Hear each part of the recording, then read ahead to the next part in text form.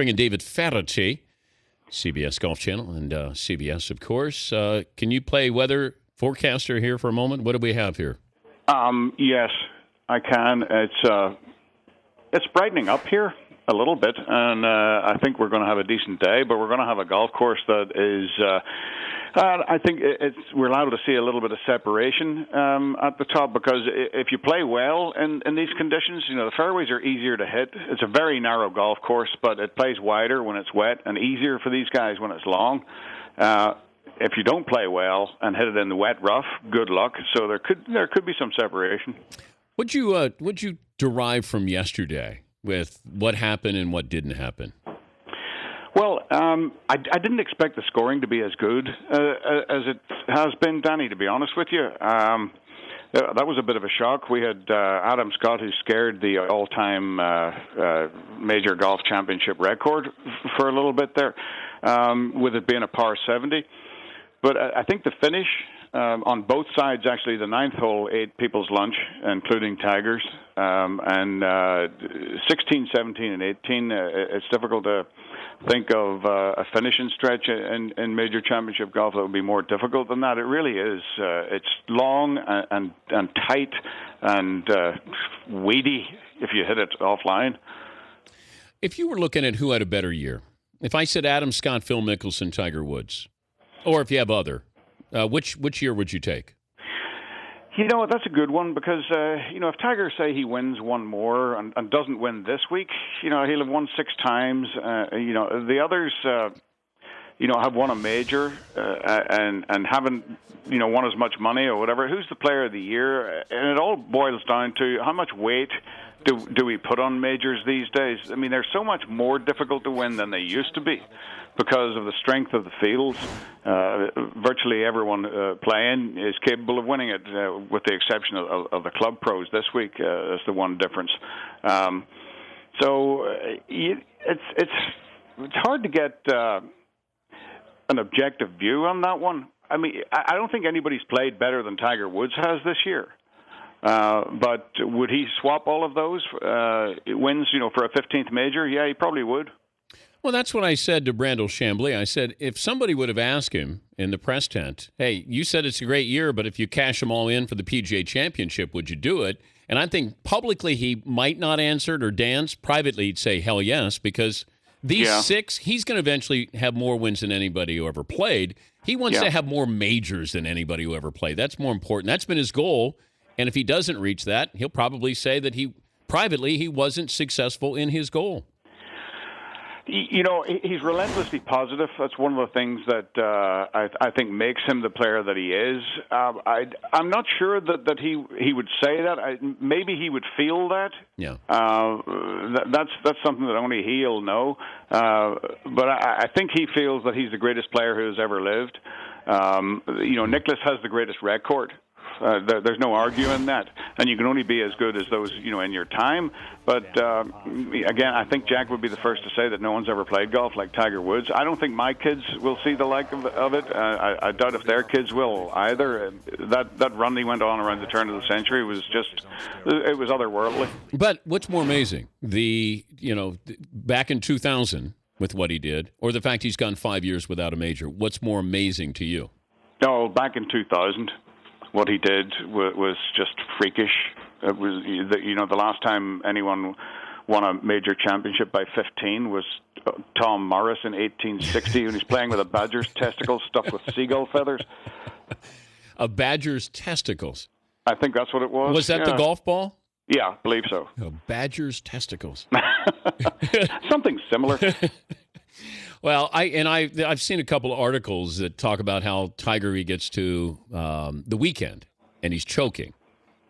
Can you ever put the word choking next to Tiger Woods? Well, I think you can put it next to anybody who's ever played golf.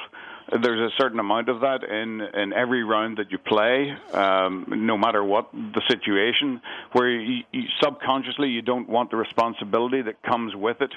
and you don't do what you set out to do. That's basically that's the anatomy of a choke, if you like. You have to make both possibilities, something that you like and something that you don't like. You have to make them at least equally acceptable in order to create an environment in which you can play. And I don't think that any human is strong enough to be in that environment all the time. The guy that fascinates me at the minute, Danny, is Lee Westwood.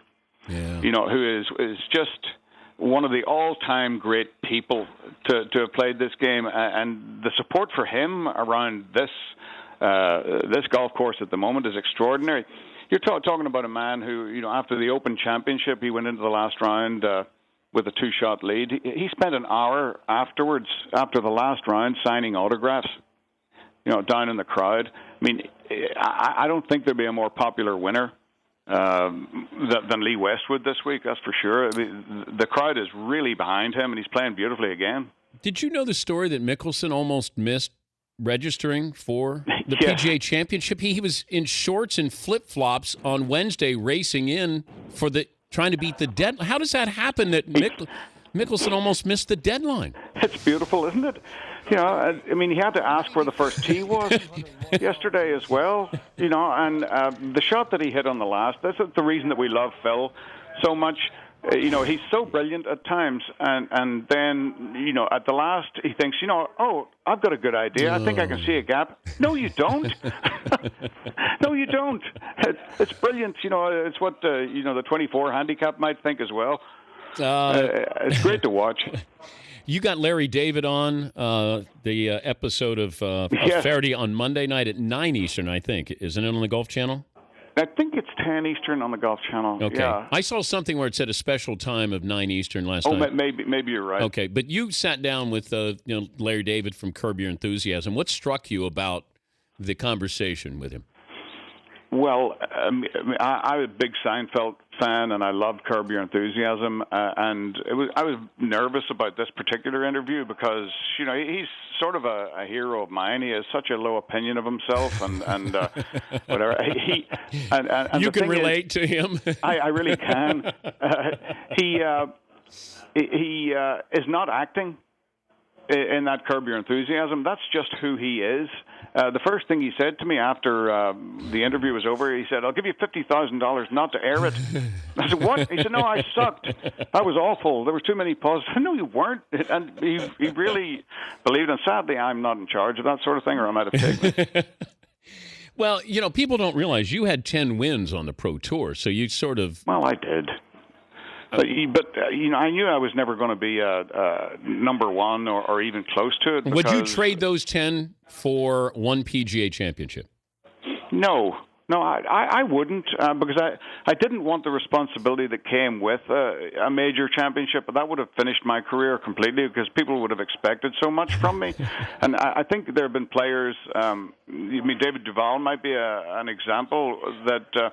Who won a major championship and then realized afterwards that they didn't really want to do that. I actually realized, at least subconsciously, before, and I wasn't going to Van de Velde myself and leave it until the last tee.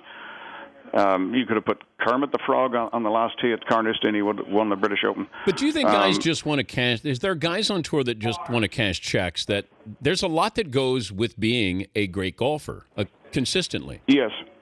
Really? Oh, yeah, there are definitely, and it's wrong to put it as mediocrity, but in terms of, because it's so difficult to get on tour now, it's as hard to make money playing golf now, harder than it's ever been, even though there's a lot more money around. There's just so many of these kids are so good, and just to keep your card is an achievement. But you can make a good living playing golf, and there are people who are happy to keep their head, below that highest ear of wheat. Yeah. And there's comfort in mediocrity in all walks of life. And you have to want to be in a place where you're going to be uncomfortable to be successful at anything. Yeah, and your interview with David Duval bore that out, that once you get to that level where you're number one and you realize, man, it takes a whole lot. You sacrifice everything in your life, and I think that David Duval realized, I don't want to be that kind of guy. Before I let you go, best dressed golfer on tour is? Best dressed golfer on tour? boy, to think about that, there's sort of various categories in that, where the Swedes for a while there, they all look like lava lamps. I think you know what I would like to see. I'd like to see somebody just change the golf shirt. Really, I mean, can we go with something like a short, higher collar without the wingtips or something, or like a nice T-shirt with I don't know. It's just golf clothing is so boring. The only time I ever wear a golf shirt is when I'm, out working, commentating. I don't wear them at any other time. What about worst dressed golfer? The worst dressed golfer? Yeah. Oh, there are people out there that look like a laundry basket at times. Mark Calcavecchia was famously, he looked like a ruptured sofa. Let's see. Bart Bryant was out here. Dirt. Yes, exactly. He was one of those white men that looked like his ass had fainted. Yeah, I mean, golfers, they don't, well, throughout history, they've dressed badly, in gaudy clothes or dull clothes, tweeds, plaid, all kinds of things. It's just not a stylish sport, I don't think. But do you respect, if I said Ricky Fowler, what he does, Ian Poulter? Yes. Yeah, you're fine with that. I do, yeah. Because you have to be able to play. If you're going to dress like that, you better be able to play. Otherwise, you're just going to look like a muppet. By the way, 9 Eastern is the special showing of you with Larry David on Feherty on the Golf Channel. Just want to let you know when your show is on. Well, no, thank you. Right. Thank you, David. Thanks, Danny. All right, Feherty, Monday night, 9 Eastern, Golf Channel. He sits down with Larry David.